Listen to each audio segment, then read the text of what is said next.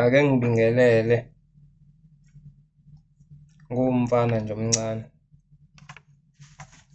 Ngifuna ukunixoxela indatshana nje encane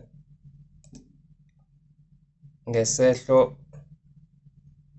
esike sehlela abantu uma bethande uNkulunkulu kodwa bona bengaboni ukuthi bathande uNkulunkulu.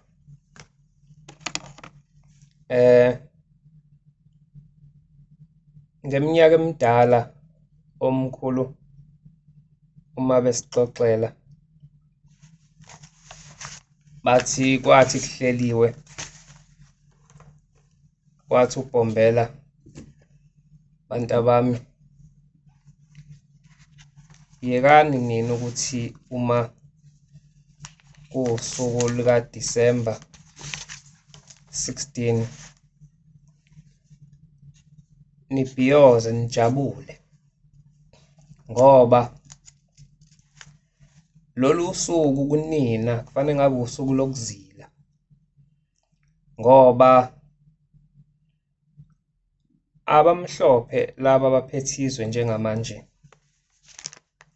usuku abathandaza ngalo, baguqa banxusa kuNkulunkulu beye empini ukuthi bacele ukunqoba. Ngempela kuleyo mpi banqoba,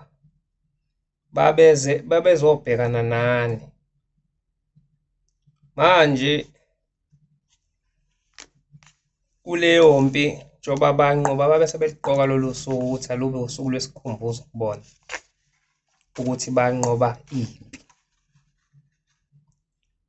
Umfula lapho awuphuzwanga iy'nsuku ey'ningi, wawugobhoza igazi, nemizimba yawo khokho benu yadliwa ngamanqe eminingi ayingcwatshwanga.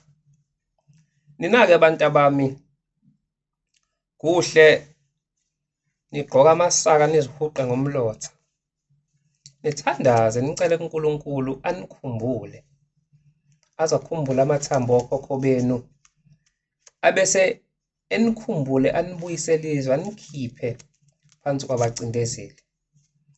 Kodwa uNkulunkulu uye waninikela phansi kwabacindezeli ngoba nase nimhlubukile nina, senihamba ngokwabezizwe. Ngakho-ke lolu suku nina musani ukulithatha njengosuku lombhiyozo, nani nishisa iy'nyama, nenze izinto ey'jabulisa inyama yenu. Nina kufuze ninxuse uNkulunkulu ukuba nikhumbule. Ngakho-ke nina esenimbonile uNkulunkulu, nina amaNazaretha, niyothandaza njalo ngeSabatha nicele uNkulunkulu, nithi Jehova, sicela usikhumbule ngalolu suku lweSabatha. Njalo lo mthandazo owey'zukulwane ngey'zukulwane, nina niyothandaza nimnxusa uNkulunkulu ukuba anikhumbule, kodwa abantwana benu bobe sebembonga njengoba nithi manihlabela nithi mbongeni uJehova, amaNazaretha ney'zukulwane, babuze ukuthi shembe mawulo mthandazo owokuthi uNkulunkulu asikhumbule, pho usho kanjani uthi asimbonge uJehova sibe siphansi kwengcindezelo? Wathi uShembe, hhayi bantu bami, lo mthandazo ukhuluma ngesikhathi esikuso nesikhathi esizayo. Nina nizobe nisamnxusa uNkulunkulu njengoba uzwa kuthiwa wababusisa phezu kwemizi yabo echithekileyo, kuze isikhathi la nina niyobusa khona phezu kwemizi yabacindezeli benu eyobe isichithekile. Uthi leso sikhathi siyeza bantu bami, nina nizothandaza nimnxusa uNkulunkulu, abantwana benu bayobe sebembonga. Uthi-ke leso sikhathi siyeza bantu bami, laba bantu enihleli nabo kulezwe bazi izisebenzi zenu, bazonilungisela izwe, banakhele imigaqo eyobe igijima phezu kweminye, bakhe izindlu ey'hlala phezulu. Uthi-ke mase sisondele leso sikhathi, bayoninikeza izwe nje esandleni ngale kwempi, ngale kokuchitheka kwegazi. Uthi kuShembe-ke kade ngihambile ngiye phesheya kwezilwandle lapho amangisi aniphethe kade ehlangene khona enza umhlangano wokuphathwa kwelizwe, ngifike ngahlala ophahleni phezulu. Ukhuluma umuntu uma umbuka kodwa eveza ubuNkulunkulu ukuthi mdala. Uthi ngibalalela uthi bantu abami laba bantu bahlakaniphe kakhulu. Into engizoyenza manje ngifuna ukulisusa izwe kulaba bantu abaniphethe abamangisi. Ngilibuyise ngilibeke kulaba ekuthiwa ngamabhunu. Ngoba amangisi ngisho lingakufuni liyakufihlela. Ungaloku uyitshethi liyakuthanda kanti alikufuni. Uthi-ke ngizolibeka emabhonini ngoba lona mangabe lingakufuni liyakukhombisa nje. Ngempela wayikhuluma lento bangayinaka nje. Ngo-1960 aphuma amangisi kwangena amabhunu. Hawu, safezeka isiprofetho. UMpombela wengasekho sekuphele 25 years. Kwase kuhlala inkosi ilanga. Ithi bantu abami sekuseduze kakhulu ukuthi izwe libuye. Ngifuna umuntu engizolibeka esandleni sakhe. Wafuna wambiza umntwana ongasekho. Nesilo wasibiza kodwa sizange sicacele ukuthi lo sibizayo othi ufuna ukubuyisa izwe lokhokho baba libeke ezandleni zabo bani. Wayesefuna uNkulunkulu uthi sekuseduze sengingaphosa itshe kufike la izwe selikhona. Uthi kodwa ngelibuyise ngesibhamu libuyise umthandazo wenu maNazaretha. Kwathi ngeminyaka yo-1974 wayesekhuluma uNkulunkulu wethu wathi bantu abami ngimbheka umuntu engizobeka kuyena izwe ngimthole ngize ngamthola esigogweni. Uthi bantu abami bayoliphatha lezwe ibona ngiyobabeka esandleni sabo ngoba ngimtholanga umuntu ebekuyena obefanele. Eyisikhothama inkosi ilanga kwahlala inyanga yezulu.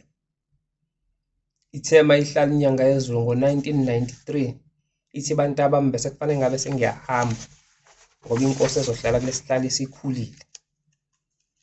Ithi kodwa angifuni kuthiwa uShembe unamanga, ngizobuyisa izwe kuqala bese ngiyahamba ngilibeke ezandleni zabantu abamnyama. Ngo-1994 bavele bathi abamhlophe ayakuvota. Hawu, kwavotwa kwangaliwa kwangachitheka gazi. Hawu, ngempela lahlala izwe. uNkulunkulu onjani-ke lo? uNkulunkulu wokudelela? Bengithi mina ake simbhekisise ngoba isilo esingaphambi kwalesi esikhotheme. Washo uShembe wathi lesilo esikhona asifica yena ngasikhathi efika singakahlali umdlokombane.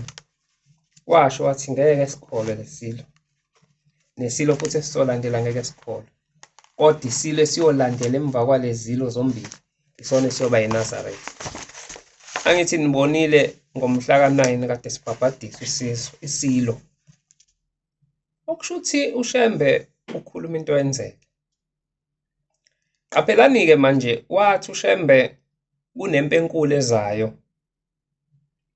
Wathi leyo mpi uma isisondele niyobona kakhulu ngoba khona inyoka eyobe ithwala abantu. Uthi leyo nyoka iyobe ihamba iyinde kakhulu kodwa iyobe igibeza abantu. Uthi leyo nyoka iyoqala ishayelwe abelungu. Uthi mase kusondela isikhathi saleyo mpi leyo nyoka iy'ngane zenu zabantu abamnyama ziyobe seziyishayela esho isitimela sasingakabikho. Uthe mayeqhubeka wathi bantu abami laba abantu abamhlophe mase kusondela isikhathi saleyo mpi bayobe behlala ey'ndlini ey'phakeme. Uthi mase kusondela leso sikhathi iy'ngane zenu ziyobakhipha kuhlale zona. Awuwabona amaflethi manje sekuhlala abantu abamnyama. Bengithi ake nimbhekisiseni uShembe ngenye indlela manje.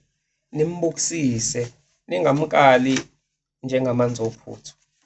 Lezi zinto ay'khulumayo ukuthi azikho yena ayisondele manje. Bekuveza nje ama-highlights ambalwa ngokuthi ake kabhekisise uShembe akasiyo lento esicabanga ukuthi uyiyo, simesabe, simhloniphe, simbhekisise. Ngiyabonga.